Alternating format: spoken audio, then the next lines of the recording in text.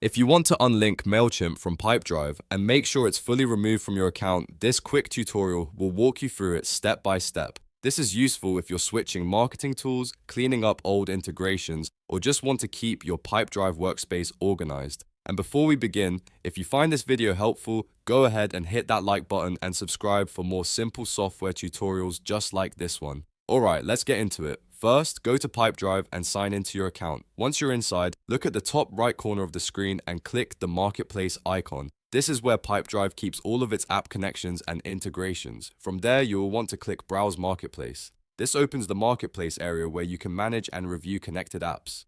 Now look for the option called Manage Installed Apps. Click that to see every app currently connected to your Pipedrive account. This is the section you need if you want to remove a third-party connection like Mailchimp. Once the installed apps list loads, find Mailchimp Sync in the list and click on it. This takes you directly to the app settings page for the Mailchimp integration. On the Mailchimp Sync page, you'll see the Uninstall option. Click Uninstall to begin removing the integration.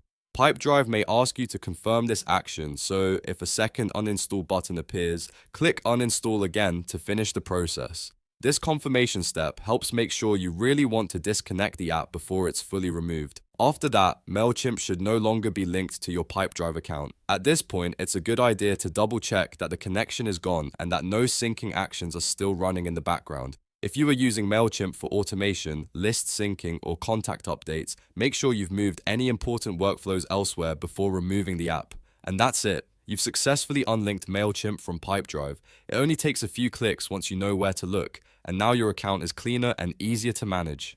If this tutorial helped you out, please like the video, subscribe to the channel, and turn on notifications so you don't miss the next step-by-step guide. Thanks for watching, and I'll see you in the next one.